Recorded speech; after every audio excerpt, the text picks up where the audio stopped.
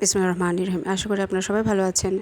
আমি আজকে কদবেলের একটা রেসিপি তৈরি করছি, যেটা শুধু দেখতে না, খেতেও অনেক টেস্টি হয়।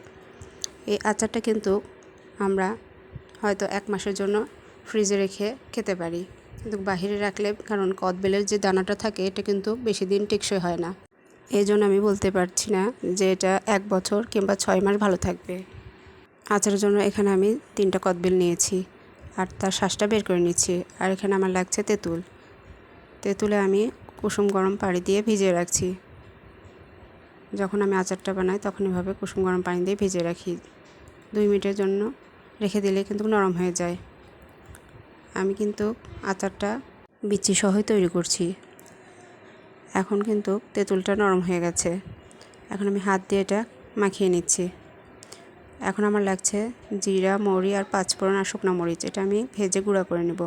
আর লাগছে দারুচিনি, গরম মশলা, এলাচ, তেজপাতা আর একটা শুকনো মরিচ। শুকনো মরিচটা আমি কেটে নিয়েছি।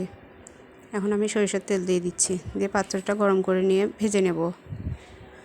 ভেজে আসলে এর মধ্যে আমি দিয়ে দিচ্ছি পেঁয়াজ কুচি আর দিচ্ছি 8-10টা রসুন কুচি, দিয়ে গোলাপি করে ভেজে নেব।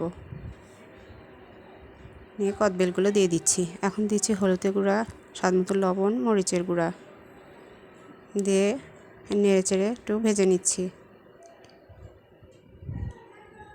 ভেজে নেওয়ার মধ্যে এখন দিয়ে দেব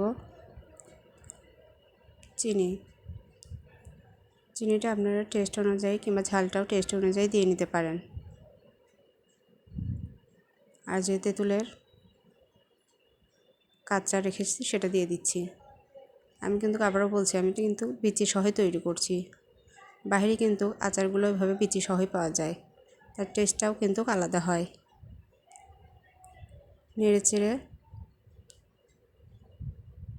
ভালোভাবে ভেজে নিচ্ছি। এর মাঝে আপনারা মিষ্টি, ঝাল সব কিছু দেখে নিতে পারেন। আমার এখানে একটু মিষ্টি আর একটু লাগবে, এজন্য আমি আবার একটু চিনি দিচ্ছি। আচারটা আপনারা গুড় দিয়েও তৈরি করে নিতে পারেন। এই আচারটা বানাতে কিন্তু খুব সময় লাগে না, খুব সহজে হয়ে আসে। যখন পানিটা শুকিয়ে যাবে তখন আমি চুলাটা বন্ধ করে যে মশলাটা গুঁড়ো করে রেখেছি সেটা দিয়ে দেব। আমি চুলাটা বন্ধ করে মশলাটা দিয়ে দিচ্ছি, তার আগে আমি দিব না, তাহলে কিন্তু যে ঘ্রাণ থাকে মশলায় সেটা কিন্তু পাওয়া যায় না। একটু নেড়ে চেড়ে আমি নামিয়ে নেব।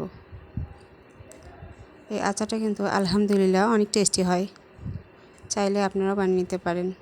এরকম আরও দারুণ দারুণ রেসিপি পেতে অবশ্যই আমাকে সাবস্ক্রাইব করবেন। সবাই ভালো থাকবেন।